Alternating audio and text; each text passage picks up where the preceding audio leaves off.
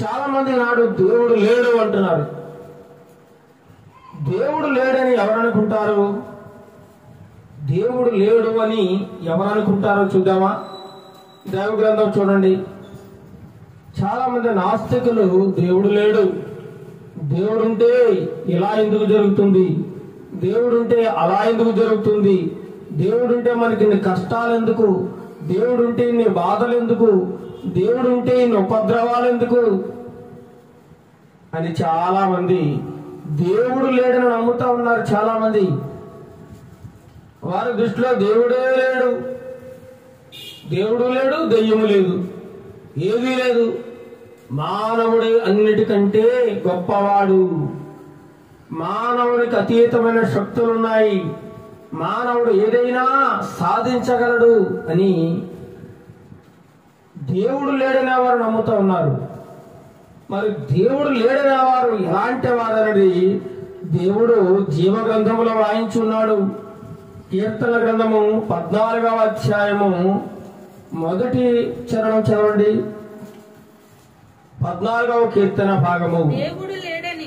దేవుడు లేడని బుద్ధిహీనులు తమ హృదయములో అనుకుందురు. దేవుడు లేని ఎవడనుకుంటాడట? బుద్ధిహీనుడు.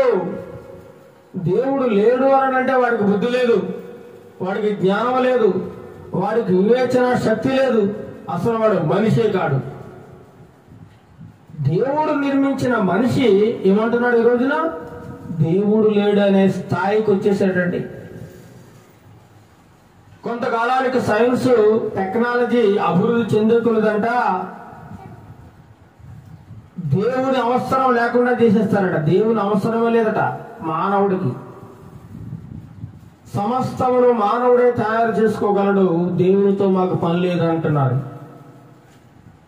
రాబో కాలంలో దేవుని అవసరమే మాకు లేదు, దేవుడు మాకు అవసరం లేదు, దేవుడు మాకు అక్కర్లేదు అనే స్థాయికి మానవుడు వెళ్ళిపోతా ఉన్నాడు.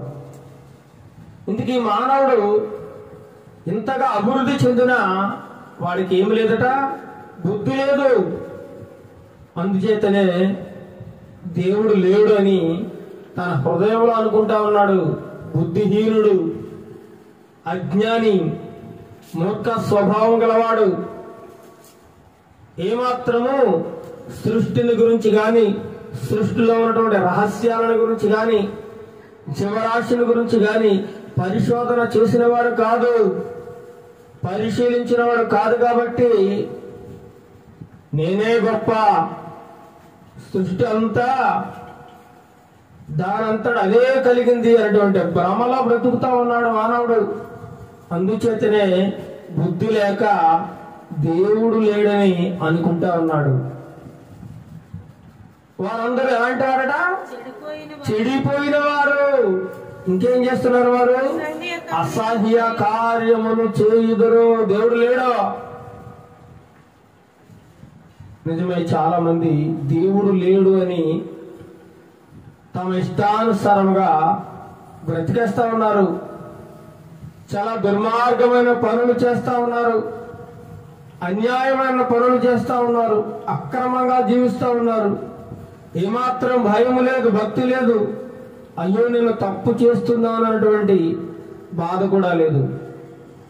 హాయిగా మానభంగాలు చేస్తా ఉన్నారు, హత్యలు చేస్తా ఉన్నారు, దోపిడీలు చేస్తా ఉన్నారు, దుర్మార్గమైన పనులు ఎన్నో ఎన్నో ఎన్నో చేసేస్తా ఉన్నారు.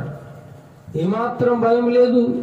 వారు చెడిపోయిన వారు కాబట్టి వారు ఇలాంటి పనులు చేస్తారు, అసహ్యకరమైన పనులు చేస్తారట, అసహ్యకరమైన కార్యములు చేస్తారు. దేవుడు లేడనే దుర్మార్గులు, బుద్ధిహీనులు, అవివేకులు. అయితే ఈరోజు మనం దేవుడు ఉన్నాడు, ఉంటే అతనికి ఎలాంటి లక్షణాలు ఉంటాయి, ఎలాంటి లక్షణాలు కలిగి ఉన్న వారిని మనం దేవుడు అనాలి, ఎలాంటి స్వభావం కలిగిన వాడు, దేవునికి ఎలాంటి స్వభావం ఉంటుంది, దేవునికి ఎలాంటి గుణాలు లక్షణాలు ఉంటాయి అనేటువంటివి మనం తెలుసుకుందాం ఈరోజు. దేవునికి చాలా మంచి లక్షణాలు ఉండాలండి, మంచి లక్షణాలే ఉంటాయి. చాలా గొప్ప లక్షణాలు ఉంటాయండి దేవుడికి. అలాంటి లక్షణాలు కలిగిన వాడినే మనం ఏమనాలి? నిజ దేవుడిగా చెప్పుకోవాలి.